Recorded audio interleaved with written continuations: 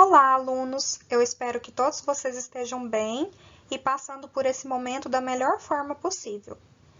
Hoje nós vamos iniciar as nossas aulas pelo ambiente virtual de aprendizagem. E a primeira aula de bioquímica terá como tema carboidratos. Eu desejo a vocês todos uma ótima aula. Quando eu falei em carboidratos, vocês já devem ter imaginado batata, pãozinho, o amido, e vocês estão certos.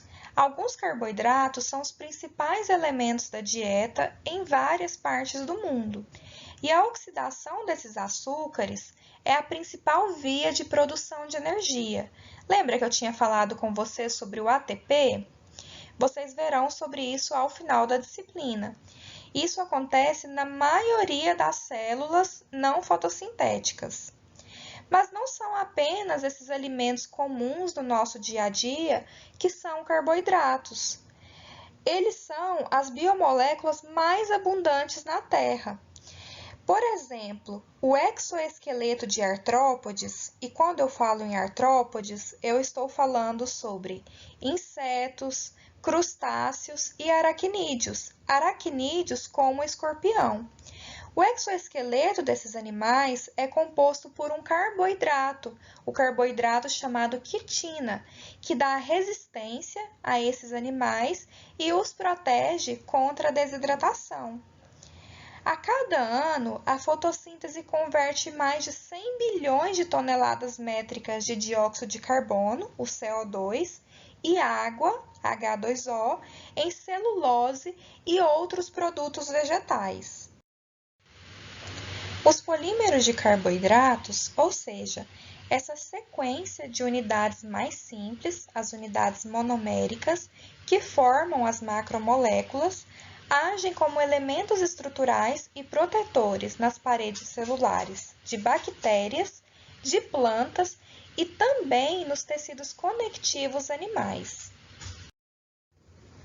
Outros polímeros de carboidratos atuam lubrificando as nossas articulações móveis. É um exemplo do líquido sinovial. O líquido sinovial é composto principalmente por um carboidrato chamado condroitina. Mas o que são carboidratos? Eu sei que vocês estão todos assim em casa, loucos para responder. Até agora, eu falei sobre a importância de alguns carboidratos, as funções, mas nós ainda não definimos o que são de fato os carboidratos. Os carboidratos podem ser definidos como polidroxialdeídos ou polidroxicetonas, ou substâncias que geram esses compostos quando são hidrolisadas. Isso vai depender do grupo funcional presente em cada molécula. Vocês devem ter observado que um aldeído e uma acetona possuem um grupo carbonila, que é esse C-O. Quando a carbonila está presente em um carbono primário, ou seja, na extremidade da molécula, nós temos um aldeído. E quando ela está presente em um carbono secundário, ou seja, no meio da molécula, nós temos um grupo cetona. Os carboidratos, a maioria dos carboidratos, possui essa fórmula genérica CH2ON, onde N é um número variável de carbonos. Por exemplo, se nós temos uma molécula com 6 carbonos, nós teremos C6H12O6.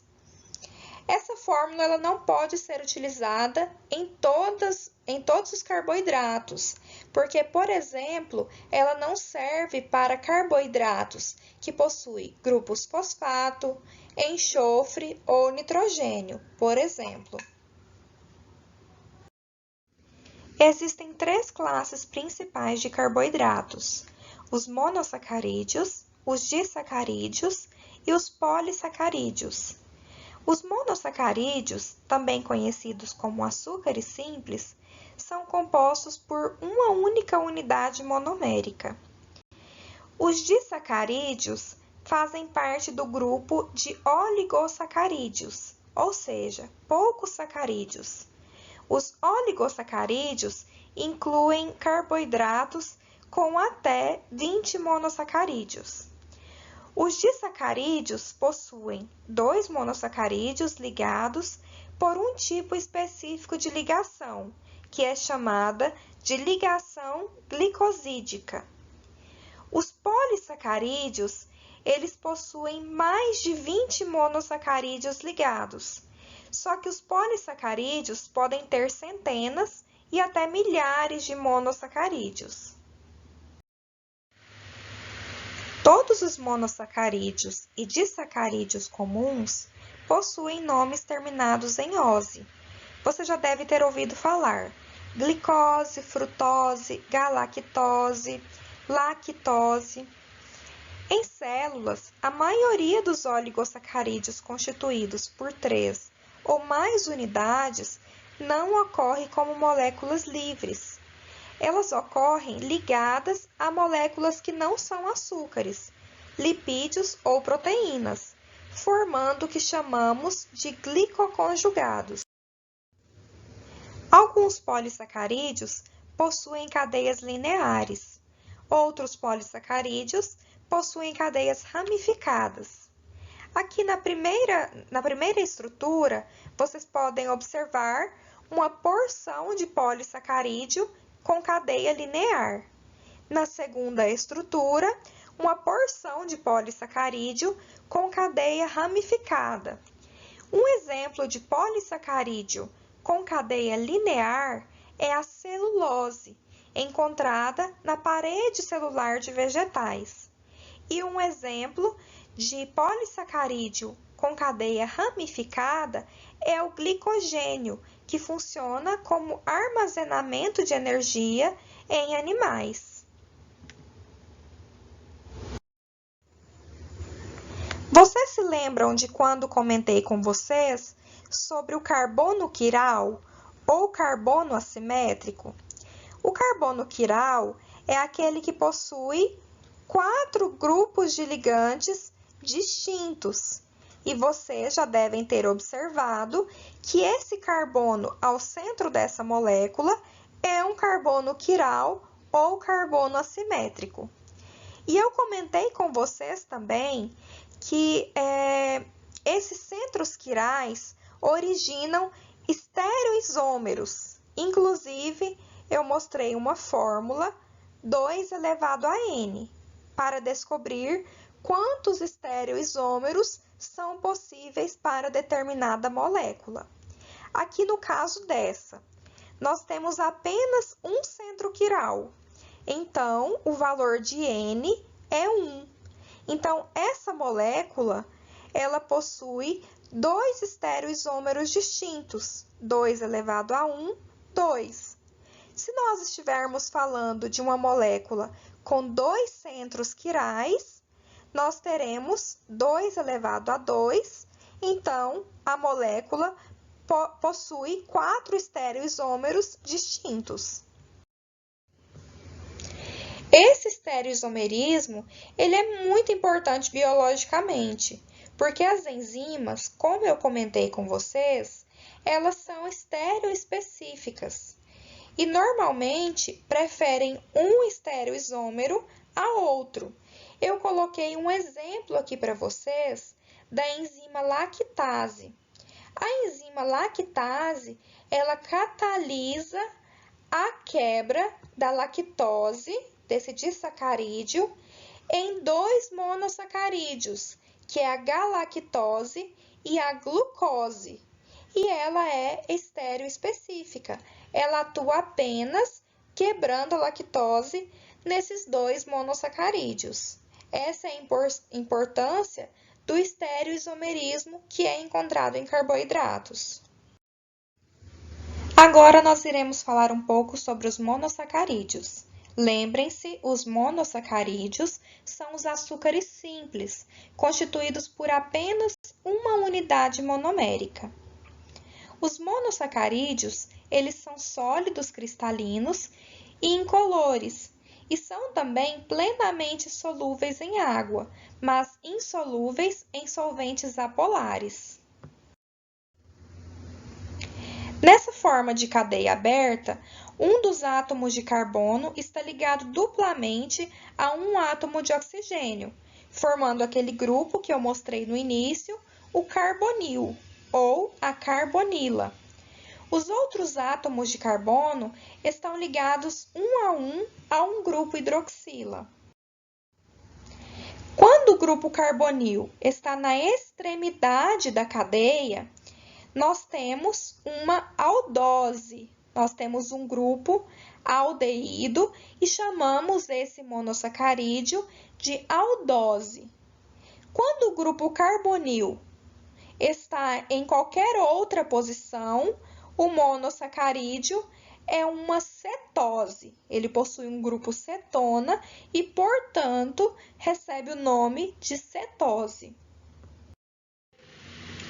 Os monossacarídeos mais simples são as duas trioses de 3 carbonos, o gliceraldeído e a dihidroxicetona.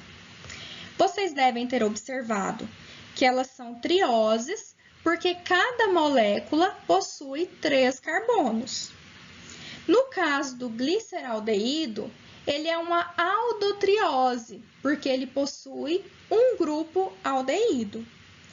A dihidroxicetona é uma cetotriose, porque ela possui um grupo cetona.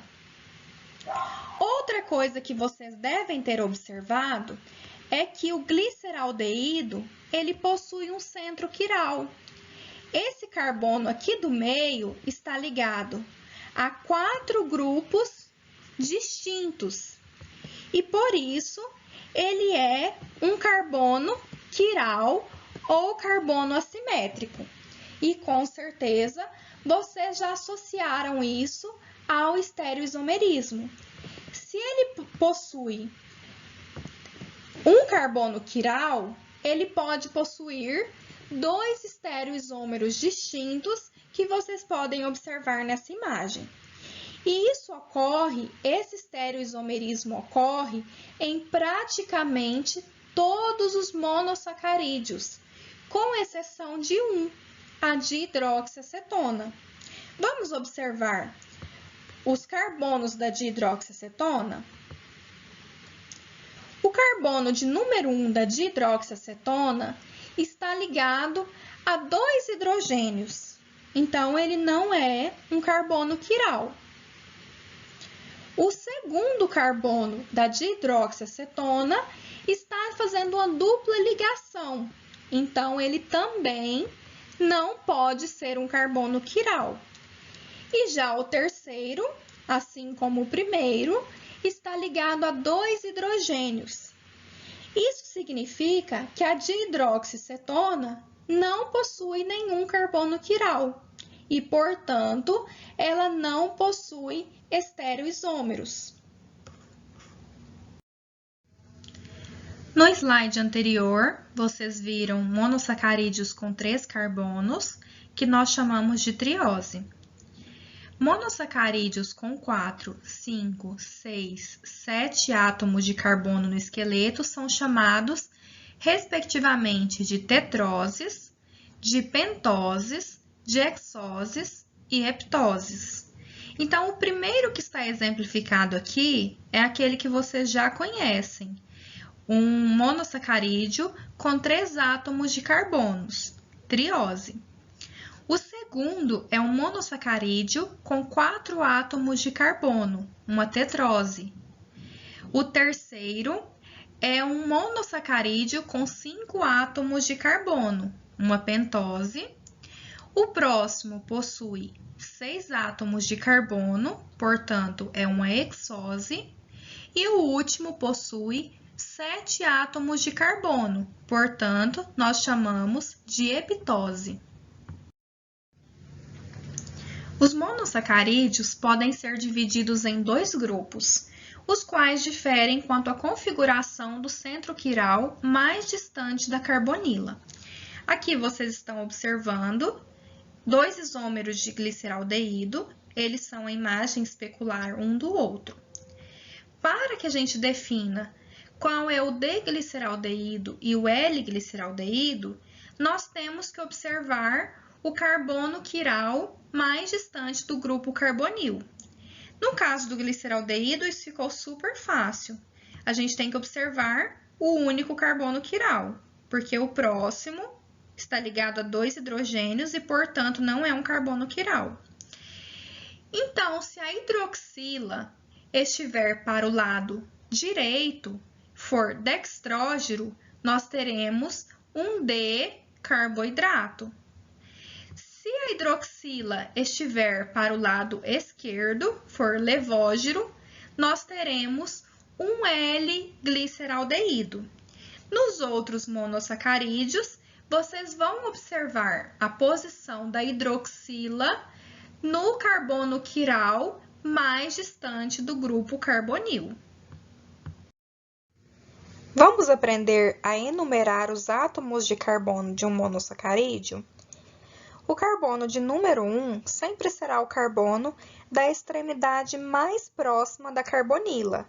Então, no caso de uma aldose, será justamente esse carbono que está fazendo uma dupla ligação com o oxigênio. E seguimos a sequência: carbono de número 2, número 3, número 4, número 5, número 6. Temos, então, uma hexose. E é uma aldohexose porque o grupo funcional presente é um aldeído. Aqui no caso da cetose, a regra continua a mesma. O carbono de número 1 será o da extremidade mais próxima da carbonila. Então, o carbono que faz a dupla ligação com o oxigênio, no caso da cetose, será o carbono de número 2. E seguimos a sequência: carbono de número 3, número 4, número 5 e número 6. Aqui temos uma hexose novamente, mas é uma cetohexose, porque o grupo funcional presente é uma cetona. Na maioria dos organismos vivos, as hexoses são isômeros do tipo D. Vamos verificar se vocês aprenderam realmente no último slide a diferenciar um isômero D e um isômero L? Vamos lá. Inicialmente, nós precisamos definir quais são os carbonos quirais da molécula. Esse carbono de número 1 é um carbono quiral? Não, ele não pode ser um carbono quiral, pois ele está fazendo uma dupla ligação. O carbono de número 2 é um carbono quiral, certo? Pois ele está ligado a esse grupo hidroxila, a esse hidrogênio, a todo esse grupo aqui acima e a todo o grupo abaixo. Então, se trata de um carbono quiral. Esse terceiro carbono também é um carbono quiral, pois ele está ligado a 4 grupos distintos. O carbono de número 4 também é um carbono quiral. O de número 5, novamente, um carbono quiral. E esse último carbono, de número 6, ele pode ser um carbono quiral? Não, ele não pode, pois ele está ligado a 2 hidrogênios, certo? Então, o que nós precisávamos para saber se seria um isômero D ou L? Precisávamos observar o carbono quiral mais distante da carbonila. O carbono quiral, então, o último carbono quiral, é justamente esse quinto carbono. Então, agora nós precisamos observar a posição da hidroxila. Se a hidroxila está para o lado direito, nós temos um isômero D. Se estiver para o lado esquerdo, teremos um isômero L. No caso dessa aldohexose, da glicose, nós temos um isômero D, pois a hidroxila está voltada para o lado direito. 2 monossacarídeos que diferem apenas na configuração de um carbono são chamados epímeros. Nós vamos comparar esses monossacarídeos com a glicose que está ao centro. Veja só, no carbono 2 da mannose e no carbono 2 da glicose, há uma diferença na posição da hidroxila e do hidrogênio. Todos os outros carbonos possuem os ligantes de forma igual na manose e na glicose, exceto pela posição desses ligantes no carbono de número 2. Como eles diferem apenas na posição dos ligantes desse carbono, eles são chamados epímeros. Agora vamos comparar a D-glicose com a D-galactose. O carbono de número 1 possui as configurações dos ligantes idênticas. De número 2, também. O carbono de número 3 também possui os ligantes na mesma posição, mas eles diferem na posição dos ligantes na configuração do carbono de número 4, onde na glicose a hidroxila está para o lado direito e na galactose a hidroxila está para o lado esquerdo. No carbono de número 5, a configuração é a mesma e de número 6 também.